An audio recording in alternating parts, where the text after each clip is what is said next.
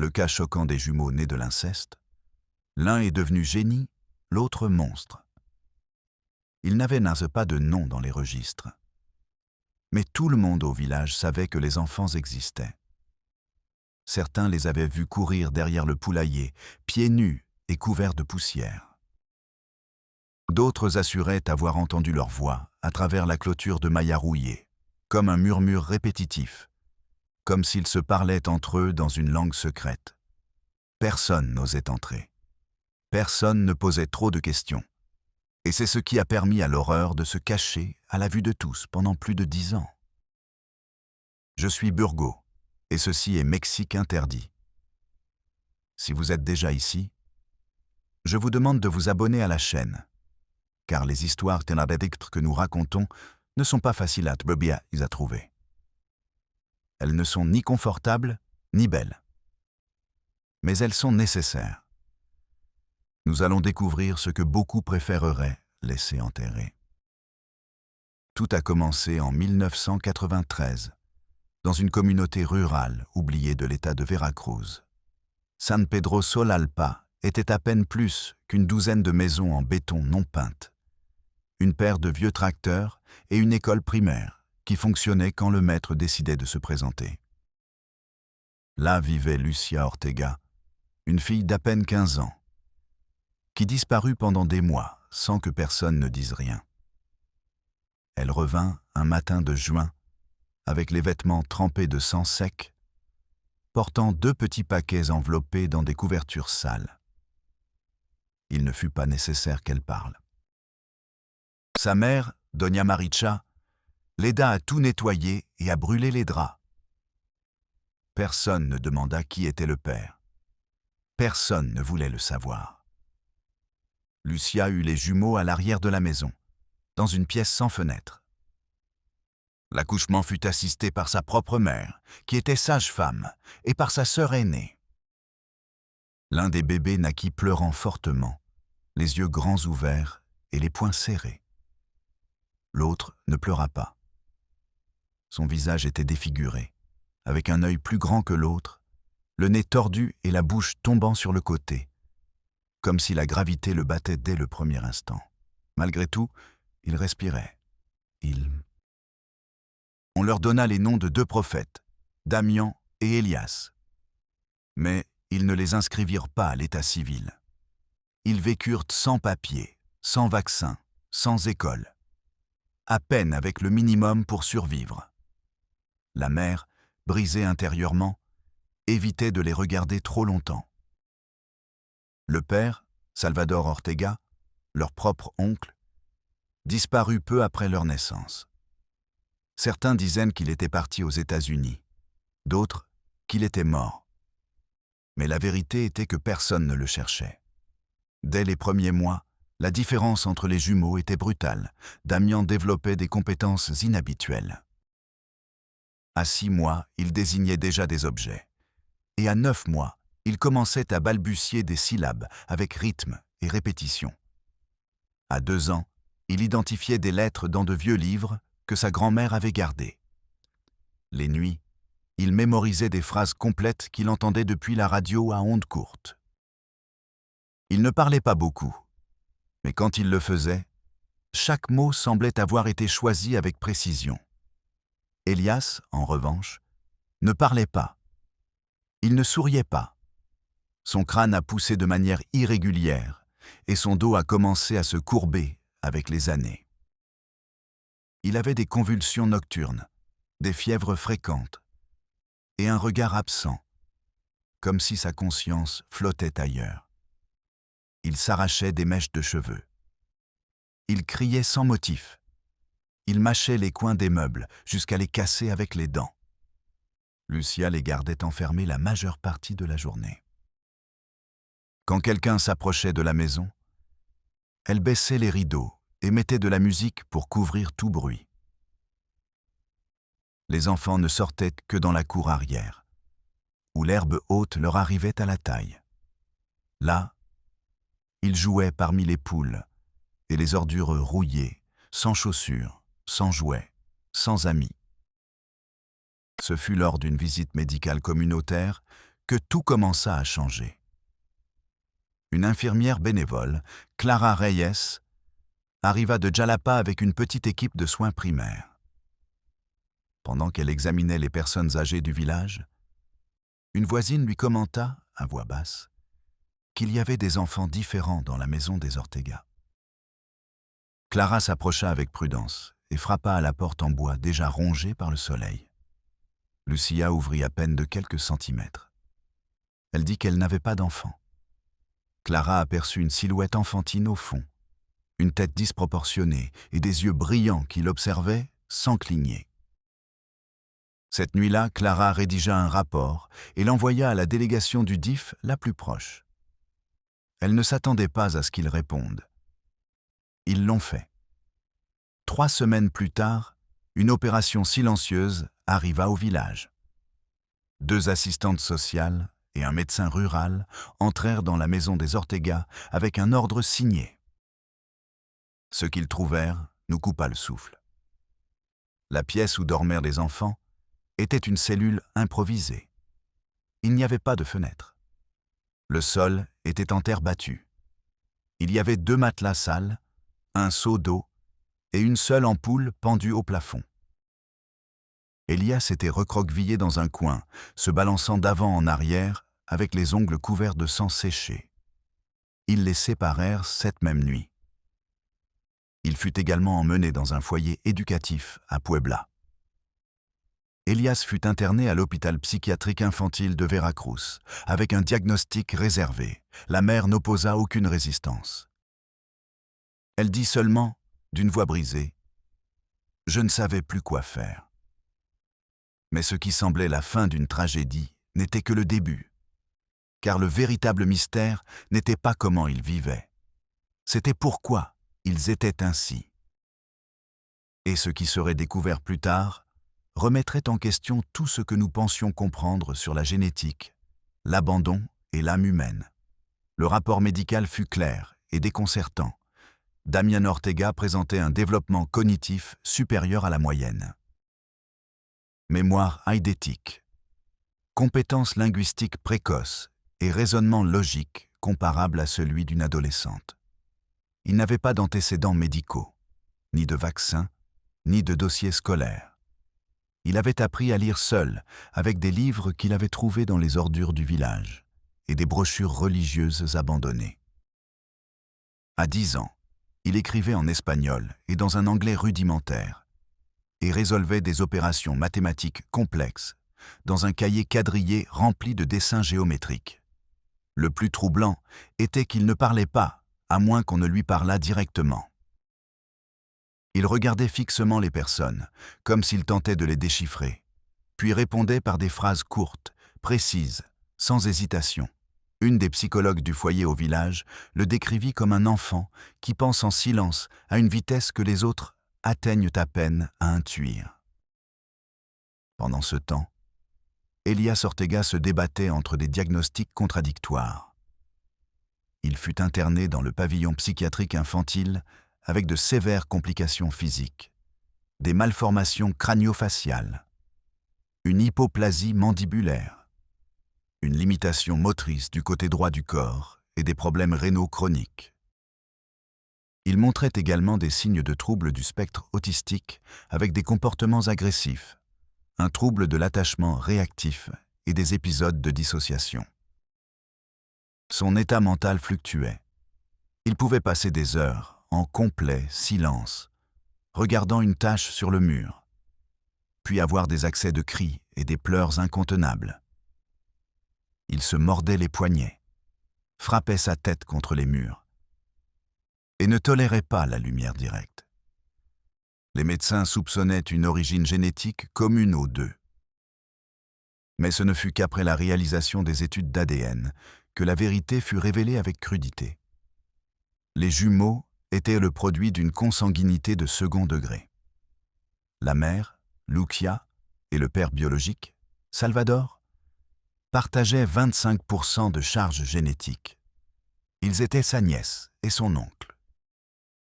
Ce qui, en termes cliniques, se traduit par un risque élevé de transmission de mutations récessives.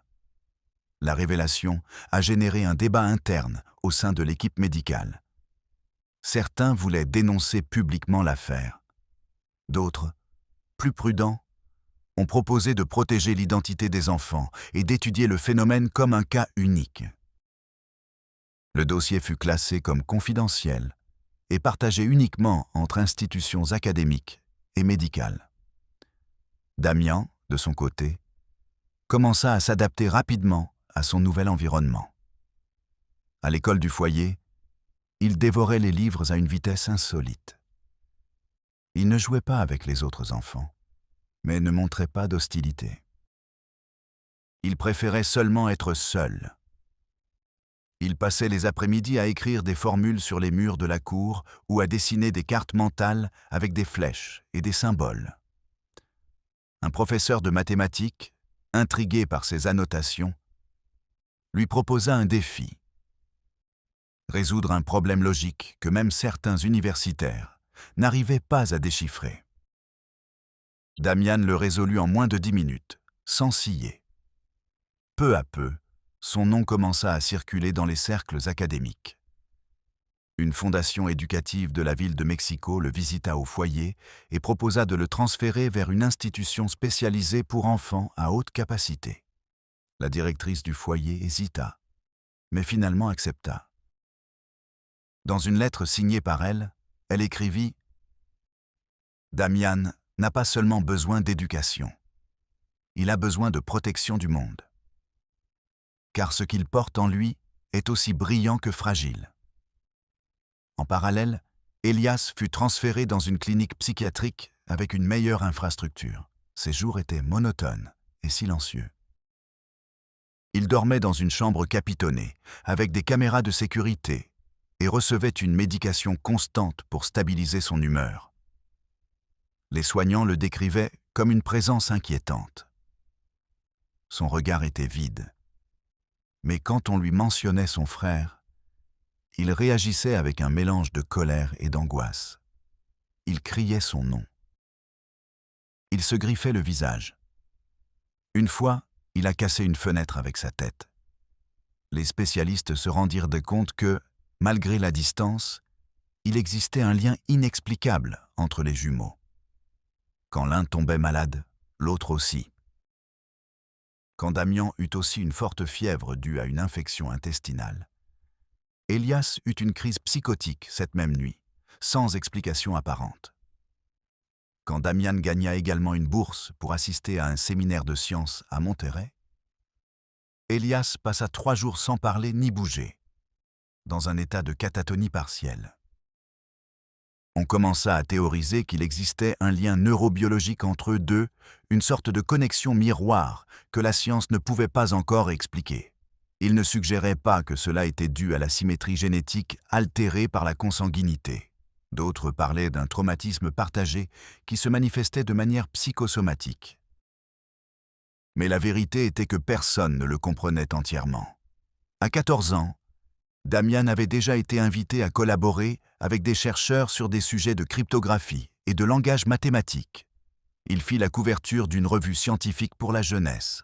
Lors d'une interview, on lui demanda ce qu'il ressentait à être considéré comme un génie. Il répondit « Je ne suis pas un génie. J'écoute seulement ce que les autres n'entendent pas. » Cette même semaine, Elias tenta de se suicider avec une corde improvisée. Il fut sauvé par un infirmier qui entra par hasard dans la salle. Au réveil, il ne dit qu'une phrase « Il n'a pas besoin de moi ». À partir de ce moment, les médecins décidèrent de permettre un appel vidéo supervisé entre les deux. Ce fut la première fois en 4 ans qu'ils se virent. Le visage de Damian s'illumina en le voyant. Celui d'Elias se contracta en un pleur silencieux, comme si toute la douleur accumulée pendant des années débordait à cet instant. Damian lui parla calmement. Il lui dit qu'il lui manquait, qu'il se souvenait encore quand il jouait avec des petits cailloux dans la cour arrière, qu'il n'avait pas oublié. Elias ne répondit pas. Il hocha seulement la tête, les yeux mouillés. Après cet appel, Elias commença à s'améliorer lentement. Il avait encore des crises, mais elles n'étaient plus quotidiennes. Il dessinait son frère, sa mère. De même.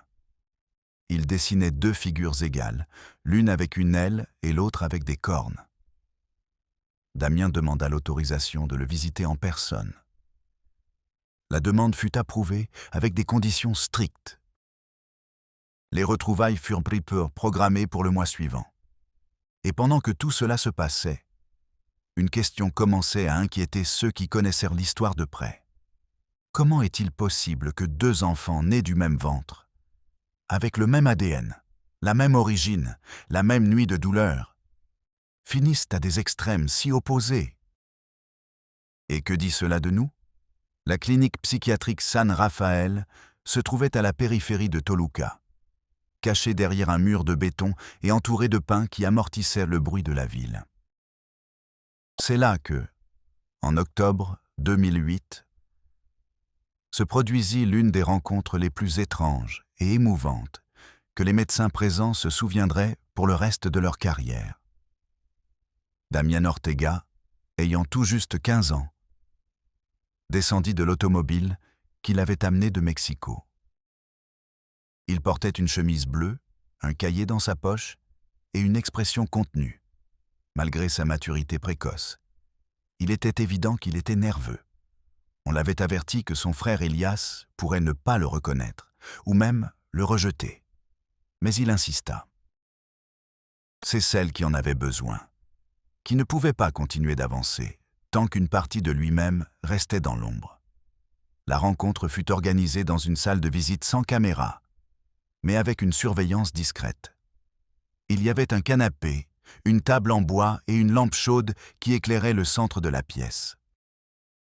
Elias fut amené par deux assistants. Il était sédaté, mais conscient. Il marchait lentement, traînant un peu le pied droit. Les yeux erraient dans la pièce, inquiets, jusqu'à ce qu'il se pose sur le visage de son frère. Ils ne dirent rien au début. Damien resta debout. Elias s'assit maladroitement. Puis, très lentement, Damien sortit de sa poche un petit dessin. Deux figures enfantines assises sous un arbre. C'était l'un des gribouillis qu'ils avaient l'habitude de faire ensemble quand ils étaient petits avant d'être séparés. Il le plaça sur la table. « Tu te souviens ?» dit-il, sans élever la voix. Elias cligna des yeux plusieurs fois. Puis, il hocha la tête, à peine. Et il commença à pleurer. Ce fut un pleur profond, contenu par des années de silence et de confusion. Un pleur qui ridait son visage, déjà marqué par la génétique et la souffrance. Damien s'assit face à lui, sans le toucher, et attendit. Pendant plusieurs minutes, personne ne dit rien de plus. Quand Elias réussit à se calmer, il regarda son frère avec un mélange de tendresse et de culpabilité. Il lui demanda, à voix basse, s'il le haïssait. Damien nia de la tête. Il lui dit qu'il lui manquait. Quoi? Bien que leurs chemins aient été différents, il faisait toujours partie de lui-même. Que la douleur qu'Elias ressentait était aussi la sienne, même si cela ne se voyait pas. Après cette première visite, des rencontres périodiques furent autorisées sous sa supervision médicale. Les spécialistes observèrent une amélioration notable de l'état d'esprit d'Elias. Il commença à mieux manger. Il dormait avec moins d'interruptions. Et, pour la première fois depuis des années, il demanda des crayons de couleur. Damien voyageait tous les 15 jours. À chaque visite, il apportait des livres, des enregistrements de musique classique et des lettres écrites à la main. Parfois, il parlait simplement de souvenirs d'enfance. D'autres fois, il jouait à Gédresse, bien qu'Elias ne comprît pas toujours les règles. Cela n'avait pas d'importance. Ce qui importait, c'était la présence. Lors d'une de ces visites, Damien demanda à voir le dossier complet de son frère. Il voulait comprendre, savoir ce qui lui était arrivé pendant ces années de séparation. Le directeur de la clinique, après consultation de l'équipe juridique, accéda. Ce qu'il trouva dans ces pages le marqua pour toujours. Les rapports médicaux détaillaient non seulement les conditions génétiques et psychiatriques d'Elias, mais aussi les multiples épisodes d'automutilation, d'isolement extrême, de tentatives de suicide, et les traitements auxquels il fut soumis. Sédation prolongée, confinement sensoriel. Thérapie qui cherchait à éteindre sa rage, sa confusion, sa peur. L'un des rapports incluait une annotation qui déchira Damien. Le patient présente des épisodes de dissociation pendant lesquels il parle à lui-même, sur un ton enfantin, en utilisant un langage inventé. Il répète fréquemment la phrase « Damien viendra ».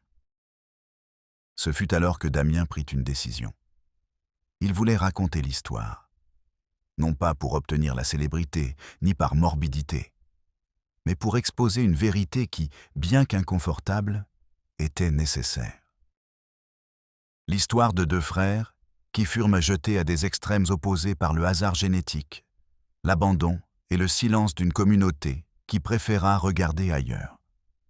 Il contacta une journaliste indépendante, Clara Sarat, spécialisée dans les reportages sociaux et de santé publique. Il lui envoya un résumé de son histoire, ainsi qu'une partie des documents médicaux et des photographies d'enfance. Clara fut impactée. Ils se rencontrèrent dans une cafétéria du sud de la ville. Damian avait déjà 17 ans. Il parlait avec la précision d'un adulte, mais sans perdre l'émotion de celui qui garde encore des blessures ouvertes. La journaliste proposa de faire une série documentaire, mais Damien refusa.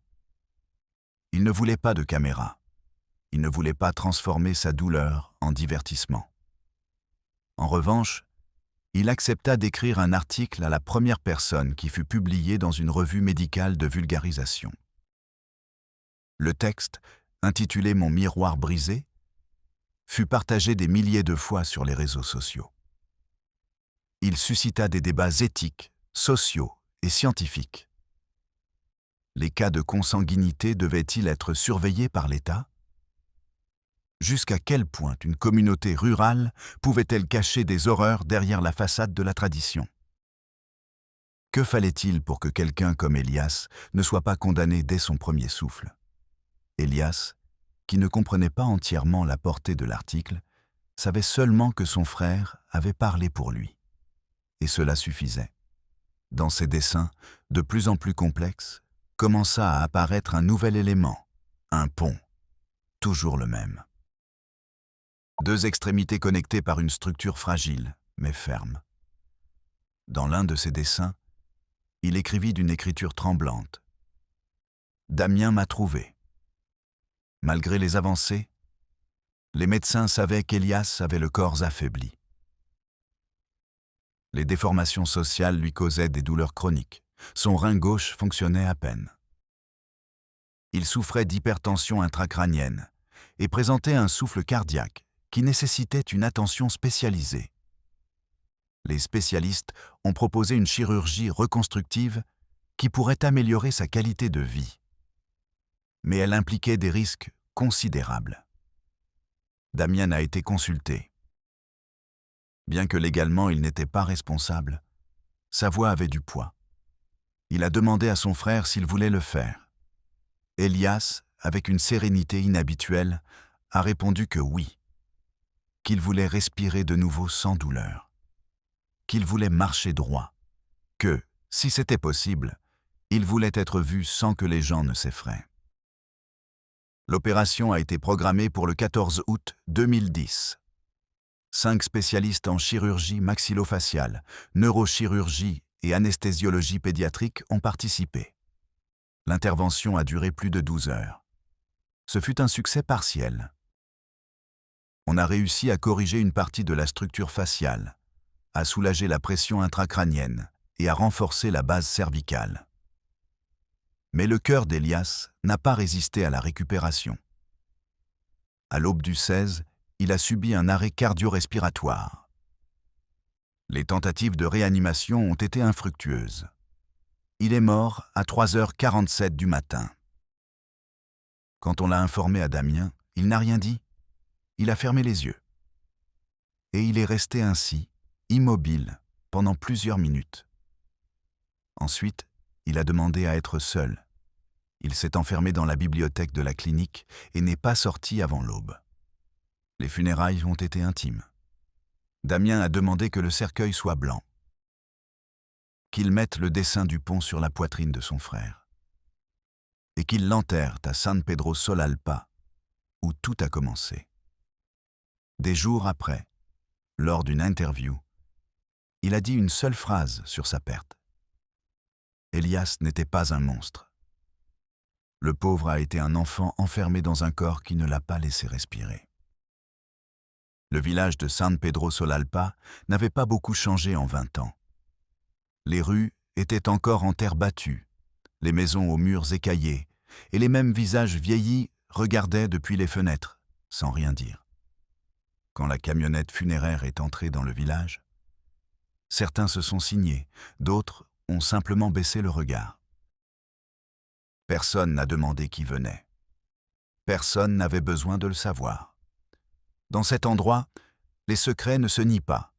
Ils s'enterrent simplement.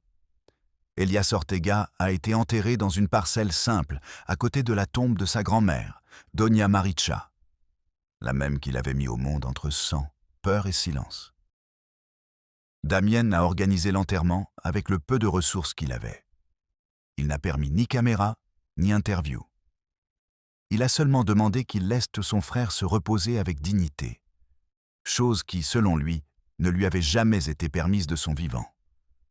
Lors de la cérémonie, Damien n'a pas pleuré, pas... Il est resté debout, immobile, les poings serrés et la tête basse. Il tenait une fleur blanche dans une main et le carnet de dessin de son frère dans l'autre. Quand est venu le moment de dire quelques mots, il n'a regardé personne. Il a parlé en l'air, comme s'il lui parlait à lui. Nous n'avons pas su te protéger. Personne n'a su. Mais tu n'étais pas l'erreur. L'erreur fut ce qu'ils ont fait avec toi. Bien que tu sois né avec un esprit pur, tu es né avec un corps marqué. Mais le monde nous a traités comme si tu étais le châtiment et moi, le miracle. Nous étions un. Nous avons toujours été un. Il a placé la fleur sur le cercueil, avec le dessin du pont, et s'est éloigné sans se retourner. Ce jour-là a marqué le début d'une nouvelle étape pour Damien. Pendant des semaines, il a disparu du radar public. Il a annulé des conférences, a coupé la communication avec des fondations et a refusé une bourse qui lui avait été offerte par une université européenne. Il passait ses journées enfermé dans sa chambre, lisant compulsivement, comme si les livres cherchaient une explication que la vie lui avait refusée. Ce fut son ancienne psychologue, la docteure Camila Revoltas, qui réussit finalement à le faire sortir de l'isolement. Elle lui proposa de collaborer à un projet de recherche sur la génétique, le traumatisme infantile et la résilience. Damien accepta une condition. Il voulait enquêter sur des cas réels de consanguinité et leurs effets physiques, émotionnels et sociaux, surtout dans les communautés marginalisées. Non pas comme objet d'études cliniques, mais comme phénomène humain. Au cours des 2 années suivantes, Damien parcourut des villages à Oaxaca, Chiapas, Guerrero et certaines parties de Veracruz, documentant des histoires de familles cachées, de grossesses forcées entre parents et d'enfants nés avec des malformations qui étaient maintenus dans l'ombre. Il prenait des notes, ainsi que des aggravations, et construisait un dossier douloureux mais nécessaire. De ces expériences naquit un essai qu'il intitula « Les corps que le monde cache ». Dans celui-ci, il mélangeait des témoignages, des analyses génétiques, des études sociales et des réflexions personnelles. Le texte fut publié dans une revue académique et devint bientôt une lecture obligatoire dans plusieurs facultés de médecine et d'anthropologie. Dans l'un des chapitres les plus commentés, Damien écrivit « Mon frère fut vu comme une aberration. » Mais ce qui était véritablement aberrant fut le système qui le permit de faire ainsi. Le laissa grandir sans aide, l'enferma quand il devint incommode et le laissa mourir quand il n'eut plus de force. Elias ne fut pas une conséquence de la génétique. Il fut une conséquence du silence. Le texte émut profondément de nombreuses personnes. Certaines organisations non gouvernementales commencèrent à contacter Damien pour travailler sur des campagnes de sensibilisation. Il accepta, mais toujours avec une ligne claire. Pas de caméra, pas de sensationnalisme. Ceci n'est pas une histoire à raconter. C'est une blessure à refermer. Ce fut au milieu de ce processus de guérison collective que Damien reçut une lettre inattendue. Elle provenait de l'hôpital où ils étaient nés, ou plutôt des archives de l'État qui le recensaient comme NN jusqu'à ses 10 ans. Dans celle-ci était jointe une copie de son acte de naissance, finalement régularisé, et un document additionnel, le rapport officiel du médecin qui assista à son accouchement. Le rapport, rédigé d'une écriture presque illisible, contenait une ligne qui le glaça. Jumeau 1, garçon, réagit bien. Jumeau 2, possible dommage neurologique. Une déformation crânienne légère est observée. La mère, mineure, refuse de déclarer le nom du géniteur. Cette phrase le hanta pendant des jours. Ce n'était pas seulement un document. C'était la première fois que son histoire apparaissait sur papier. Une reconnaissance qu'il était bien né, qu'il n'était pas une rumeur, que quelqu'un les avait vus, même si c'était avec indifférence. Motivé par cette révélation, Damien entama les démarches pour fonder une institution à but non lucratif. Il l'appela Fondation Elias Ortega, en l'honneur de son frère. Son objectif était clair: offrir une assistance médicale, psychologique et légale aux enfants en situation de vulnérabilité génétique ou victimes d'inceste familial. En moins d'1 an, la fondation commença à opérer à Veracruz, puis s'étendit à d'autres États. L'un des premiers cas dont ils se sont occupés concernait une fillette de 9 ans dans un village voisin qui présentait des symptômes similaires à ceux d'Elias. Certaines anomalies physiques, un isolement social et un comportement difficile. Lors de l'évaluation, il a été révélé que la situation familiale de l'enfant était très complexe. Nadia n'avait rien fait. Nadia voulait s'impliquer. Damien la visita personnellement. Il emporta avec lui un cahier et une boîte de crayons de couleur. Il s'assit face à elle et lui dit « Moi aussi, j'ai eu un frère comme toi. Et tu n'es pas seul. » Ce geste marqua le début d'une nouvelle mission. Ce n'était plus seulement de la recherche. C'était de la réparation. Peu à peu, la figure de Damien cessa d'être celle de l'enfant prodige, pour devenir celle du frère survivant. Et cela lui semblait plus honnête. C'est humain. Plus vrai. Lors d'une interview pour un média international, lorsqu'on lui demanda s'il se considérait comme un génie, il répondit « Elias et moi sommes nés de la même blessure. La différence fut que ce fut à moi d'être la partie qui respire.